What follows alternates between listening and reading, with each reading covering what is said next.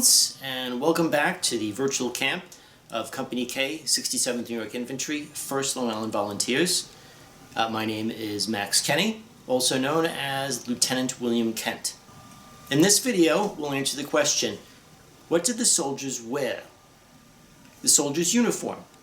Uniforms aren't simply for show, strutting about like some proud peacock, although that is a nice perk of having a uniform. Well, let's face it, uniforms are needed to differentiate between you and the enemy. That's been the truth since the beginning of time. Well, imagine team sports. If you weren't wearing a uniform, it would be complete chaos. It's the same thing when it comes to warfare. Not only does your uniform tell you what side you're on, it also tells you where you fall in the chain of command. That would be called rank, and that would start from privates at the bottom of the ladder all the way to generals at the top. One important fact to note about Civil War uniforms and, well, all clothing during that period of the 19th century was that there were no synthetics. All materials were natural.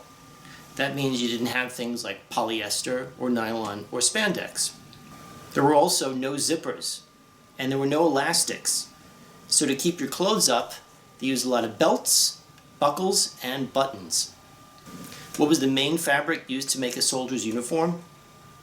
I'll give you a hint. That's right, wool. Certainly for your outer layers. Now you might think that's crazy. Aren't you hot in that? And that is the single most popular question that we get asked whenever we are out at a reenactment. Yes, it does get hot. There's no escaping it. However, wool is very strong, sturdy, and lasts. Wool can actually take quite a beating. When you have soldiers on the march, and sometimes they have to crash through a lot of thorn bushes and brambles, you emerge without a scratch. Wool also wicks the moisture off of your body, so by the end of the day, you're dry. If you were wearing cotton, the cotton would absorb all the moisture, and at night, when it gets colder, you get that terrible, cold, clammy feeling. Cotton was also used. It's softer, lighter, and a lot more comfortable in the heat. But that was reserved mostly for underneath the uniform, in the use of shirts or undergarments. Now we get to the subject of the color of the uniforms. The American Civil War is often described as the blue versus the gray. Now why was that? Before the Civil War, the regular U.S. Army wore dark blue uniforms. Here's an example of a standard Federal Infantry uniform with a dark blue coat, a dark blue trousers, and headgear called a Hardie hat. In the introduction video, we taught you that on the eve of the Civil War in 1860, the regular U.S. Army had only about 16,000 soldiers, and the total U.S. military was just 30,000 strong. That's smaller than today's New York City Police Department. Eventually, with 2 million soldiers fighting for the North and 1 million for the South, both of their governments had to come up with a lot of uniforms fast. They had to rely on their state governments, who in turn hired contractors to make the uniforms.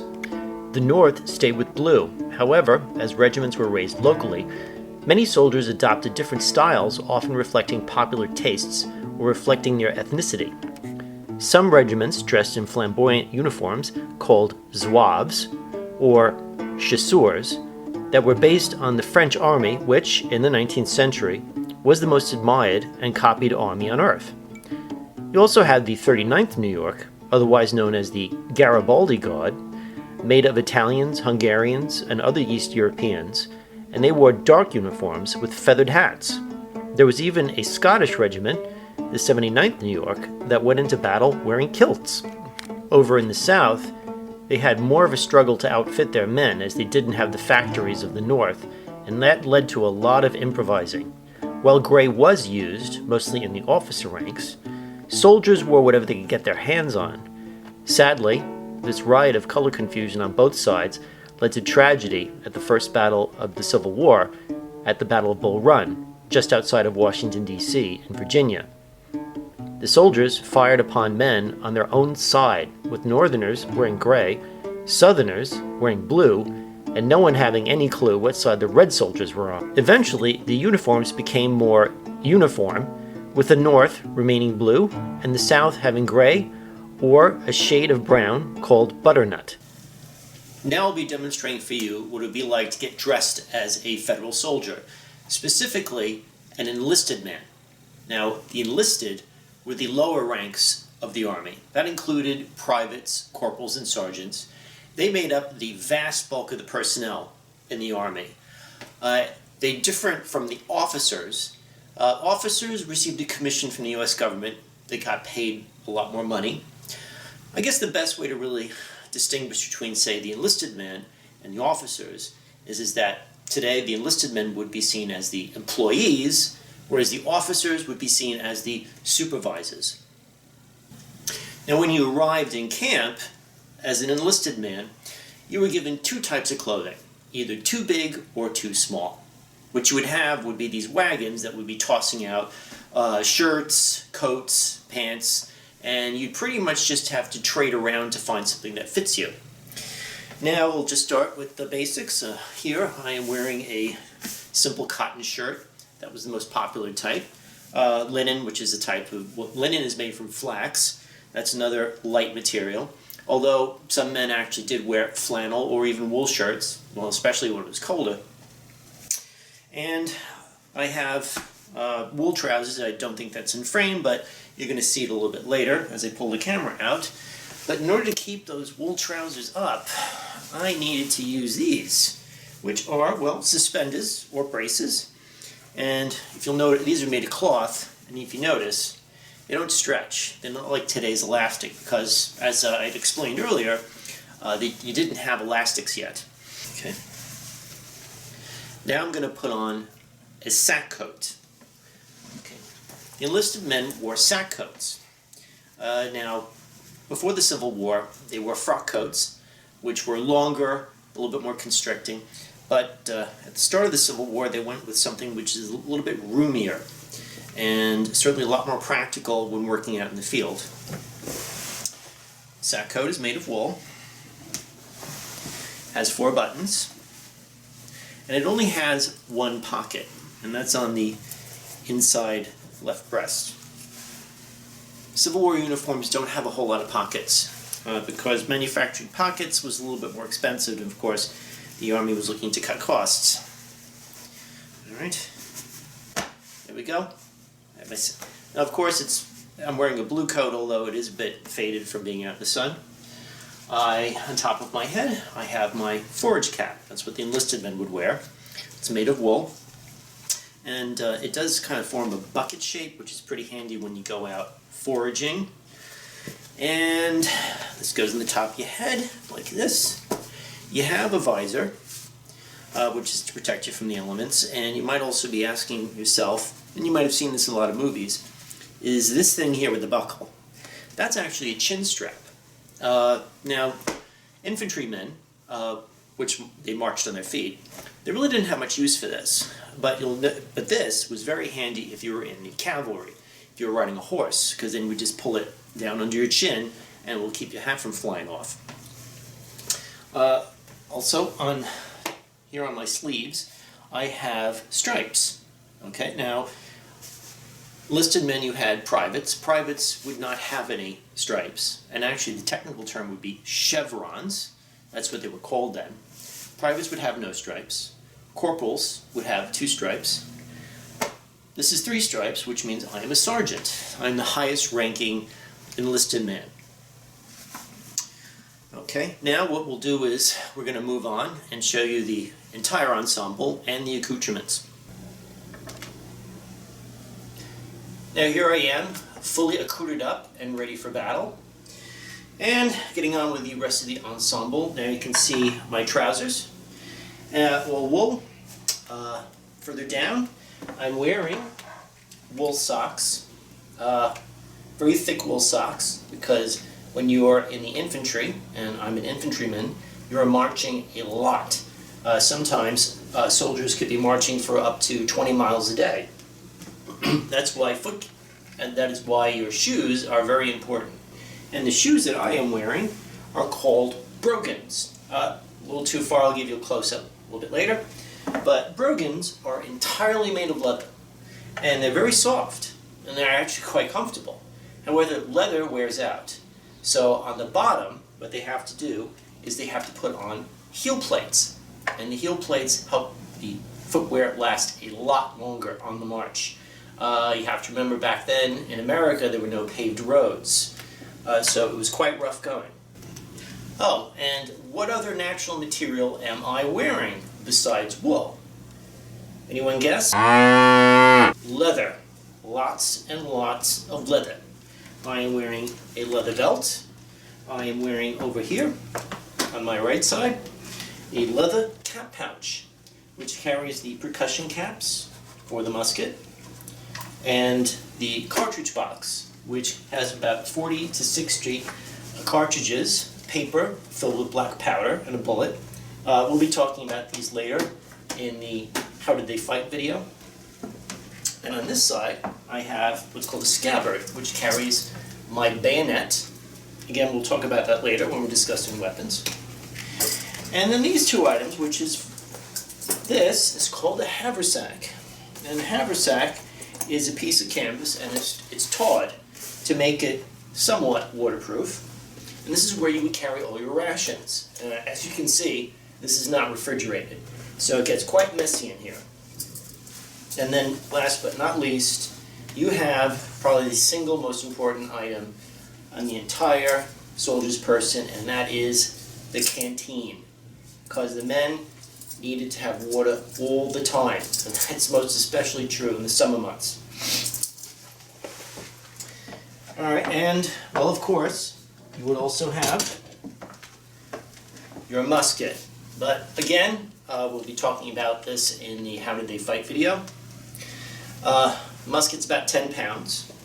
And, well, we'll be showing you some examples, but you have to realize the enlisted men, the men on the lower ranks of the totem pole in the Army, they had to carry everything on their person. While the officers had wagons to carry their belongings, the enlisted men had to carry everything on their backs, including the musket. A typical soldier might be carrying as much as 30 to 40 pounds of gear. Therefore, they would travel as light as possible. Soldiers would either use a knapsack or, as became more popular, the blanket roll. In the latter, you simply roll all your belongings inside your government-issue blanket and hang it over yourself. Now, what you see is pretty much what you get from the U.S. federal government. Anything after that, you are on your own.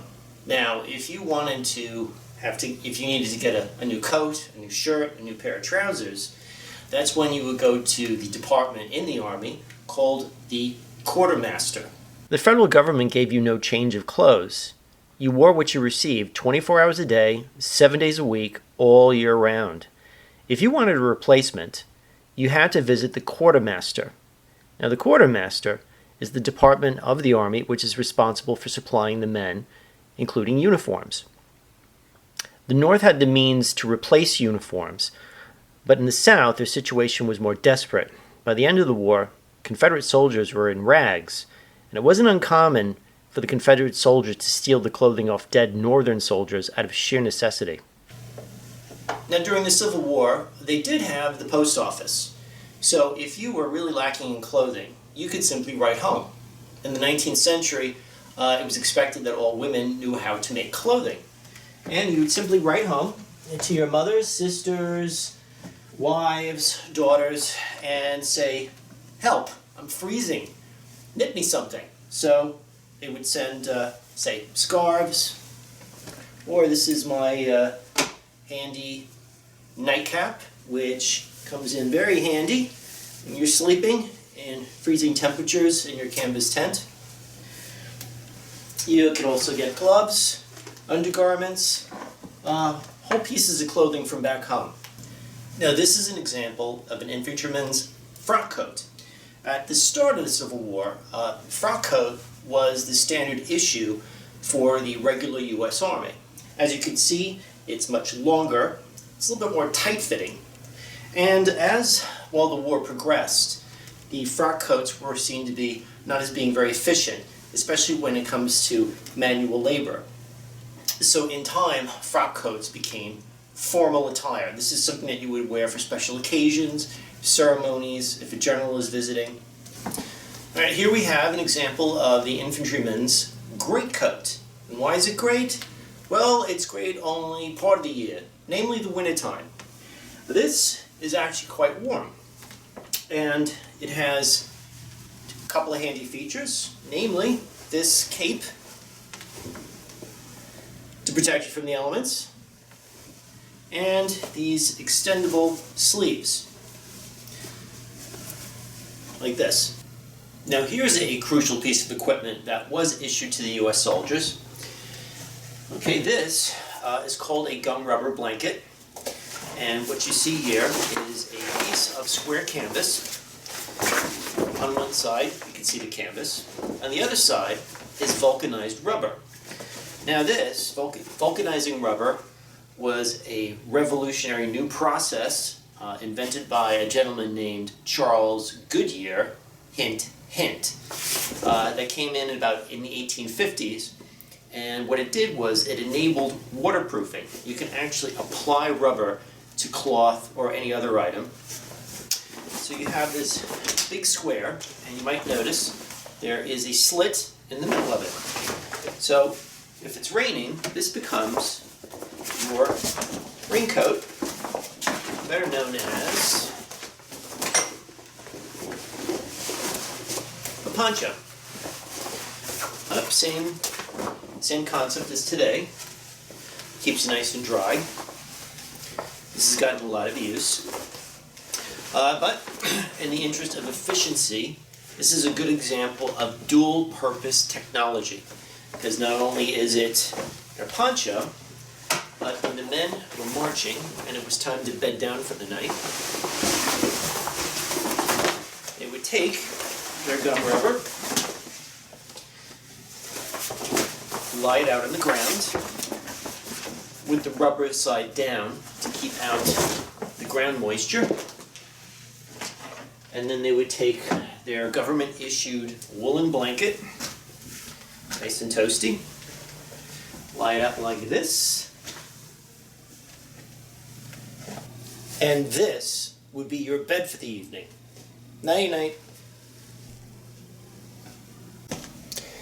Now here's a closer look on a feature in the uniform called piping. And you see here this outline, this seam in blue.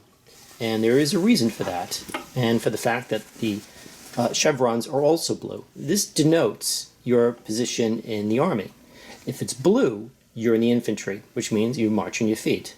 If it's yellow, that means you're with the cavalry. You're one of the horse soldiers. And if it's red, you're a member of the artillery. You're the ones that fire off all the cannons. This is the uniform of a federal officer, namely that of a lieutenant. A lieutenant was the lowest ranking officer in the U.S. military. And the lieutenant just so happens to be my rank in the 67th New York. Now lieutenants and other officers, they came from the upper ranks of society, middle class, rich, and they also received commissions from the U.S. government. They got paid very well, and as they already came from classes of means, they went out and they purchased their own uniforms. And they were able to go to, well, finer quality manufacturers and purchase their uniforms, and as you'll see, they are a little bit more showy, as you would imagine they should be, I mean, since you are an officer. So right now, well, let's just say that underneath, we are all the same. I will not be showing you any undergarments. This is a G-rated program. However, this is a shirt, which, enlisted men use these cotton shirts, very comfortable. What I'm going to do is pull up my braces, or suspenders, from my trousers, which I will show you a little later. And these braces will keep up my trousers, like this. Alright, the next layer to go on will be a vest, or what's also called a waistcoat. And these have a very important feature. These have lots of pockets. And what you find out soon enough when you put on a Civil War era uniform is the lack of pockets. This was in the 19th century, and making pockets with clothes was expensive. So you didn't have them quite as frequently as you do today. And as you can see, there's a lot more buttons. It's always good to have these pockets for your watches, your matches, And then over the vest is your officer's coat. It's a frock coat. I'll get it all in frame a little bit later. Very thick. It's also lined. Put this on, and you'll notice that my rank is not on my sleeve. It's on the shoulders. And that's still true today. I have bars on my shoulder. And frock coat has 9 buttons with eagles on them, such like this. Takes a while to get dressed. And, alright, on the top of my head is my kepi. Alright, a kepi is different than a forage cap. It's not that deep. It's flat. It's actually modeled on French headgear. And in the front, you'll see the insignia of my unit, the 67th.